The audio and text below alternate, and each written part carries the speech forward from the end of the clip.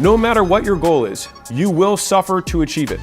So pick a goal that's big enough it's worth suffering for. Poor people suffer. Rich people suffer. Single people suffer. Married people suffer. Entrepreneurs suffer. Employees suffer. Suffering is a fixed cost of life. So pick a life, pick a goal worth suffering for. Your business will be painful when it's shrinking. It will be painful when it's plateauing. It will be painful when it's growing. And so the biggest alpha that we can generate as entrepreneurs or as human beings is picking destinations that we believe are meaningful enough for us to get through the hard times, right? I think it was Viktor Frankl who said, a man who has a big enough why can bear almost any how, right? And so the idea is that the how we know it's fixed, it will suck. It will suck. And the flavor of sucking will change. Sometimes it will manifest as uncertainty. It will come in because you don't know what you have to do, but you have to take action either way. You know you have to do something, you don't know what to do. And so you have this fixed cost that you will incur for taking this action, for spending this money, for making this bet. But the casino table has odds that aren't predetermined. You don't know if you put it on 32, you get 30x. If you put it on red, you get double, right? You don't know that. You don't know it. And so you basically just have to put your chips on the table and hope. And that consistent process of making bets with uncertain payoffs is incredibly painful, right? If you do nothing or you do anything, people will criticize you. They'll criticize you if you do nothing. Like, think about it. If you do, he doesn't do anything, you'll get criticism. If you do anything, they're like, he's doing it. Look how stupid it is. People will criticize you. So the idea is do things that it is worth being criticized for you. And to me, pursuing goals, my own goals, is worth being criticized for. Like, if you believe that you want to make this difference, make this change, help people out in some specific way. I think Alex Becker said this, and I just love this. He's like, you have to embrace the cringe. Whenever you start at anything, you will suck and you will be embarrassing. You will look back at yourself and you will be embarrassed. Think about how you were as a toddler. Think about how embarrassing you are probably to your parents or were to your parents when you were a child learning how to be a human. It doesn't mean that being human and not living is not worth doing. It just means that you have to go through that phase. Life is hard. But what we get for our lives is what we get to pick. And I think that's pretty cool. Like, we get to pick how big we want our goals to be. And so this fixed cost, like, let's say someone says to you, whatever your life savings is, whatever the amount is, your life savings is a lot of money to you. It's your life savings. If someone says, I'm going to take your life savings, and you get one thing, wouldn't you make that one thing worth giving your life savings for? And so it's the same idea, is that like your cost is going to be suffering. It's going to be uncertainty. It's going to be criticism. It's going to be mistakes. It's going to be failures. It's going to be feeling stupid. It's going to be looking cringe. It's going to be being embarrassed. That's your cost. And so the question is, most people trade it for a bag of chips. They trade it for Netflix. They trade it for staying in on the weekend, right? They trade it for sleeping in. And that's why it feels even worse, because you traded your life savings, you traded your life for something that wasn't worth it. And so we can't control this one, but we can control this one. And I think that's the value. So it brings me to my second thing. You can beat 99% of people if you can master the shame of rejection, the boredom of repetition, and the pain of feedback. You can beat almost anyone at anything if you're willing to fail 20 times in a row, look stupid in front of people that you care about, and keep going long after it stopped being convenient. So let me unpack that for a second. In 20 hours, most people can achieve a base level of competence in just about any skill. And that includes money-making skills. That's what's crazy. Like, you want to learn sales? Your first 20 hours of sales, you will learn more about sales than all of the videos and all the books you've ever read. Because you have so much more feedback because you're actually doing it. That's the thing, is that you need feedback cycles to learn. And learning, for everyone, same condition, new behavior. So if you watch more videos, but your conditions are the same, and your behavior does not change, you entertained yourself. You did not educate yourself.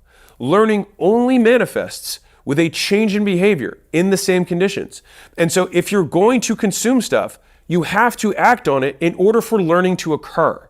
And so I say this because, as somebody who once was a wantrepreneur who liked to tickle my ears with different books and self-help stuff, I realized one day, this was when I was 21 or 22, I had read like 14 self-help books over like a quarter. And I was like, I'm going to read a book a week, that whole thing, right? And I realized at the end of the 14 books, I was in the same job, working in the same city, and nothing in my life had changed.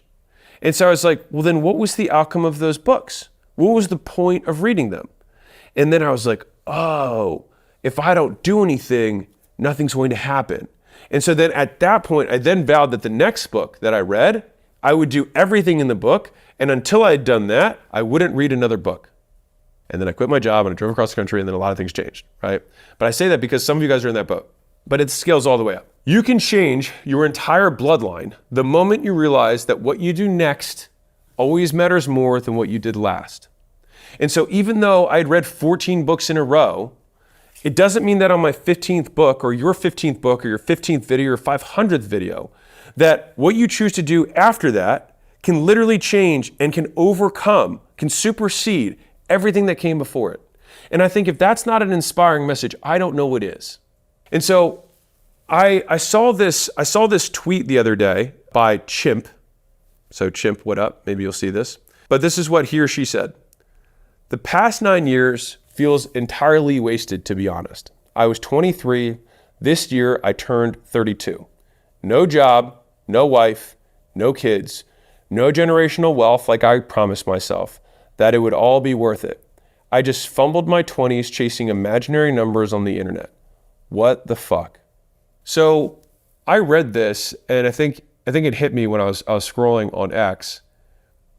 And the thing is that, like, if you ask high school seniors which of them believes that they will be a millionaire by 25, it's over 50%. And to me, that demonstrates a huge amount of delusion. People have no idea what it takes. And to the same degree, the fact that governments, will give $100,000, $200,000 loans to people who've never made money in their lives to earn a degree that has no earning power anymore at all is unbelievably irresponsible and arguably unethical, because you're talking to somebody who barely has any life experience. When I think about that last line, though, of I just fumbled my 20s chasing imaginary numbers on the internet, I can promise everybody who's listening to this that in every realm of human endeavor, there is a significant amount of volume that is required in order to unlock a new skill. The amount of volume is different by person. Some people learn fast, some people learn slow, but everyone learns eventually. And so if you want to take the position that you will learn eventually, no matter how bad your genetics, no matter how bad your upbringing is, which is the position that I prefer because it's under your control, then you just have to do so much volume that it is unreasonable that you fail. And so I see this and say, like, I fumbled my 20s chasing imaginary numbers. To me, I hear that and I think, like, you don't have a wife. How many dates did you go on? Did you go on 10? Did you go on 100? Did you go on 500? Now you might think to yourself, wait, well, I can't even get dates. Then I would say, okay, how many girls did you ask out? 1 a day? 5 a day? 10 a day? Well, I don't leave my house. Okay. How many times do you leave your house a day? Right? Like, all of these things can be solved with volume.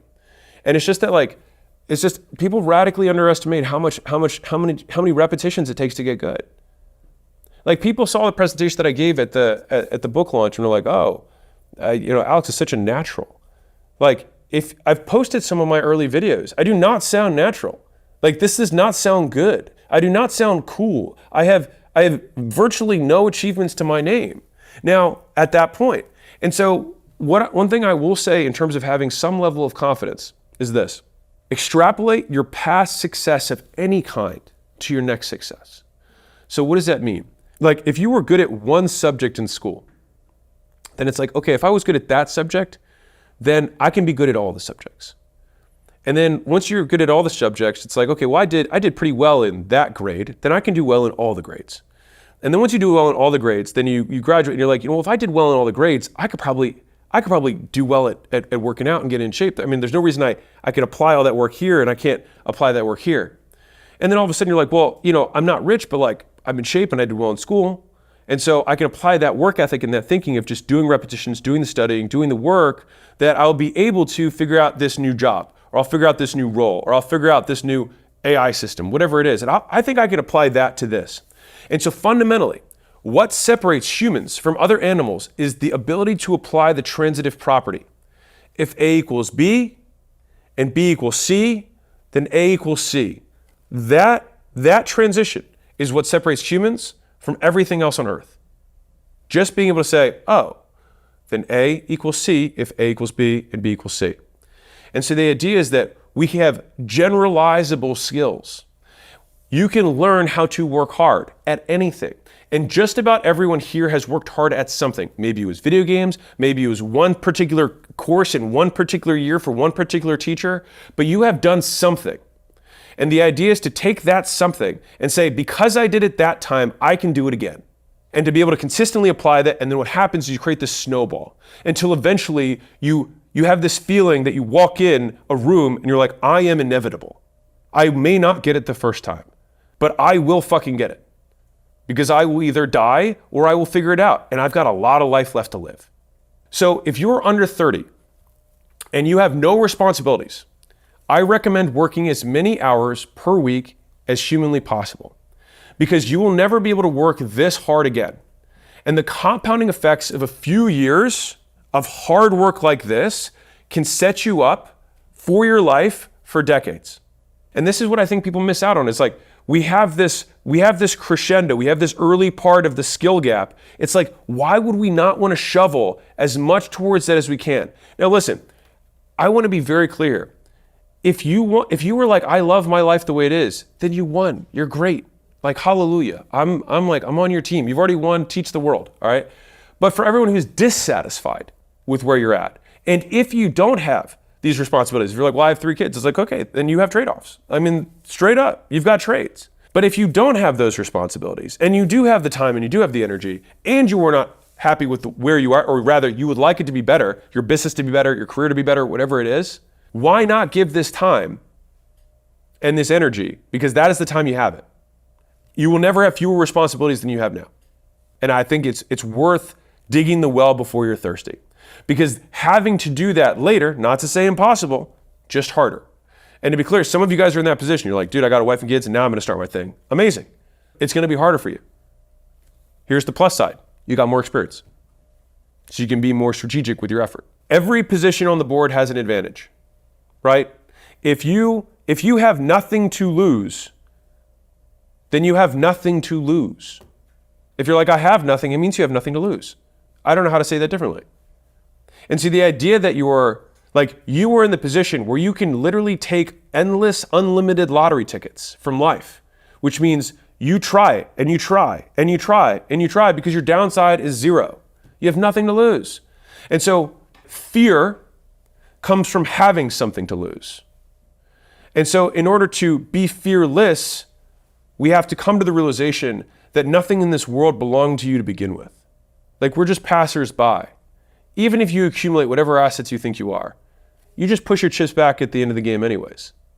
And so it's just the game. And so you're somebody who has no chips, but the one thing that's different about poker versus real life is that the chips you get replenished every day with the minutes of time that you have. And so you could run out of chips, but you still have time. Now, if you run out of chips in the real life, out of coins, right? Game over. But until that day, you can play every day. And I think that when you have a capped downside and uncapped upside, that is the recipe for opportunity. Which brings me to the next point, which is that entrepreneurship is one of the greatest vehicles of personal development because it forces you to confront every weakness that you've been avoiding.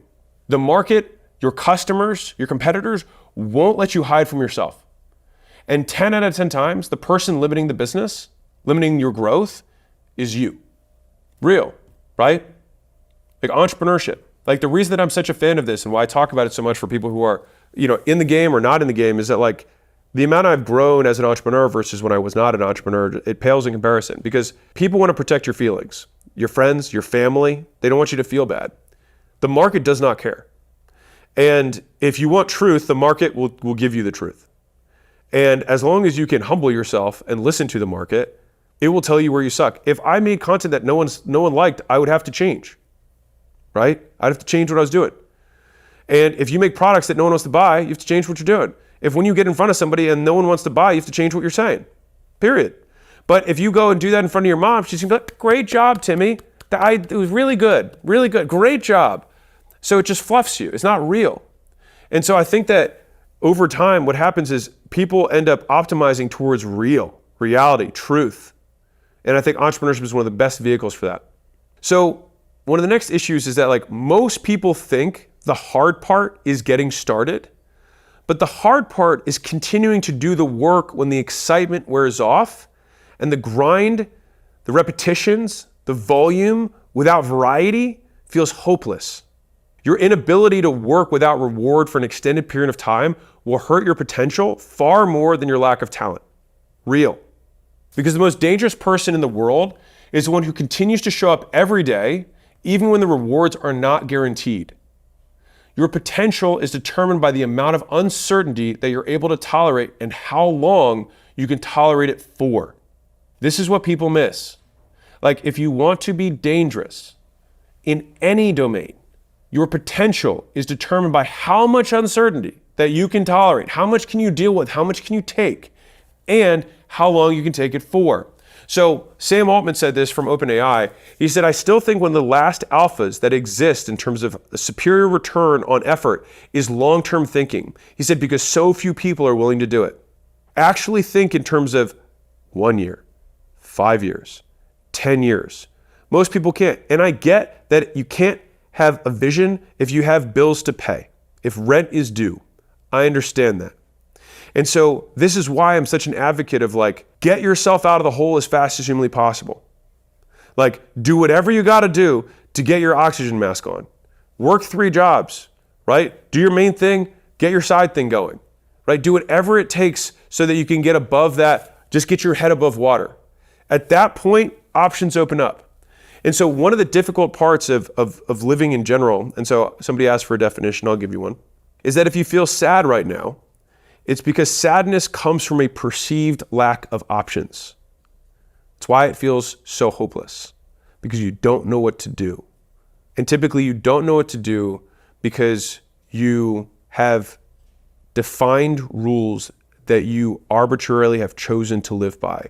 You have seen consequences that are bearable as unbearable. I could never say that to my parents. I could never leave my friends. I could never leave this city. You say these nevers, these absolutes, it would be impossible for me. But of course that's not true. What it really means is that you are unwilling to make a trade. When you are sad or you feel bad about your existing circumstance, the question to ask is, what trade am I knowingly or unknowingly unwilling to make? Because there are always more options. I think Harvey from Suits, who's like the big lawyer, he says, someone points a gun in your face, what do you do? He says it to his mentee. I think his name is Mike. And he says, I don't know, you just do what they tell you to do. He said, no.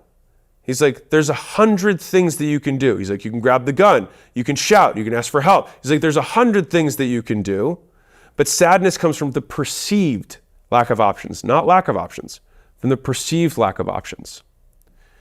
And so the big point here is that you can create options for yourself by changing the trades that you're willing to make. Being willing to tolerate things that you were beforehand unwilling to tolerate. Fear only exists in the vague, not in the specific. And so when I want to walk myself down an uncomfortable path, I start playing out, but no, what would it really look like? Okay, let's say I could never disappoint my parents. No, but what would it really look like? I would go there and I would say I was leaving. And then what would happen? They would block me and I'd have to physically fight them to get out of the house. Okay, am I willing to do that or die? Well, I'd prefer to stay alive, and so I'll do that. And so if I had to fight them, I would fight my way out. Okay. But assuming they didn't want to have a physical altercation with me, what then would happen? Well, they probably wouldn't talk to me. Okay, well, there's probably been times in my life where that was a nice thing. Okay, so maybe that's not so bad. What else would happen? You wouldn't be able to come home for holidays. It's not so bad either. I mean, I can do a Friendsgiving instead of a Thanksgiving. Like Christmas, I can celebrate elsewhere. That's not a huge deal. Okay. You say, okay, so the cost of my dreams is not getting texts from my parents and not being able to have specific foods on specific days of the year. That's what I'm unwilling to suffer. That's what I'm unwilling to trade. That terrible experience. And I think when we frame those things in the specific, all of a sudden these fears we have around the decisions, the actions we know we need to take but aren't, all of a sudden begin to melt away. And I think that is where the chains we put on ourselves get broken. People underestimate how much effort it takes to stick with one thing rather than jumping to the next shiny opportunity every 6 months. The price of wanting to be good at everything is being good at nothing. This happens at all stages in business. So being good at everything versus being good at nothing, typically you could think about that as a business owner in terms of the number of services, the number of products that you try to provide, the number of SKUs, because you're like, well, they want this, well, they want this, they want this. The thing is that if you give customers everything they want, they will create their own demise. Nobody wants a thing that has everything. It doesn't work. Right? This is where simplicity, this is where design, this is where elegance, this is where removing friction. All of these things matter, but they are strategies, they are decisions, and decisions comes from the Latin, which means decidere, which means to cut off, which means which path do we remove when we make decisions. And when people are afraid of making decisions, they say yes to everything because they're so afraid of saying no. And so the effort that it takes to compound is the length of time you have to say no to everything else. It is the paths untaken, the opportunity that you believe in your mind imaginarily that you are missing out on is the price of getting good at any one thing. And most people can't succeed on whatever they're going for if you just give it 6 months, 100 days, at less than 6 months. But if you just did one thing for that period of time, you'd be amazed at what can happen. There's a company that is beating Y Combinator in terms of its returns. It's called HF0. They've like tripled Y Combinator's returns. They operationalized putting someone in a hole and not letting anything bother them. So this is a residence. People fly out, founders fly out, they go in these windowless rooms in the basement, and they take care of literally everything that the founder has, and they remove every distraction. And so the only thing that they have to confront is the work in front of them. And so what they have found is that the compounding effect of having full context of big, hard problems in your head, where you don't have to switch contexts, because you have to take a call or do a meeting or someone says something mean to you online, where you actually can just wade through and swim through these complex problems, the compounding returns that comes from that time of uninterrupted flow, that is where huge amounts of value get created. And it is impossible to do that if every 6 months you change your mind. You get lucky by staying in the game long enough for luck to find you. You cannot beat someone who has already decided that they will do whatever it takes for as long as it takes. And so that person, if anyone could do it, it might as well be you. At least that is how I think through these things. Because there's really only one belief that you need to win, which is belief in your ability to figure it out. That's it. Start and you'll figure out the rest. Because sometimes you have to be the only one who believes in you. And we are rewarded as entrepreneurs and human beings for believing in ourselves more than other people do. Like that is the gift that we get. And that is why entrepreneurs earn disproportionately more than others. And not all entrepreneurs. In fact, the vast majority of entrepreneurs make less. But there are a select few entrepreneurs who make significantly more. And it's because they were able to stick with the uncommon path for an extended period of time, long after it made sense reasonably for them to stop, said no to imaginary opportunities in their minds, and were willing to make trades that other people were not. And so right now, everything that we want in our lives is a few trades away from where we currently are. It's just that the trades that we have to make are trades that are so deeply embedded in our belief system that we don't even see them as possibilities. We question all of our beliefs, except for those that we truly believe. And those we never think to question. If you see someone who's able to consistently get what they want, it's because they're able to make better trades or better bets than you are. And so it is always worth learning from anyone who gets what they want, because you can model aspects of their behavior, and then more importantly, aspects of the weights that they put on decision making to predict outcomes. Because the better you get at that, the more you get what you want. And if you don't have what you want, then that is the skill deficiency, is that you do not see reality as it is, you see reality as you want it to be, which is not reality. It is distortion.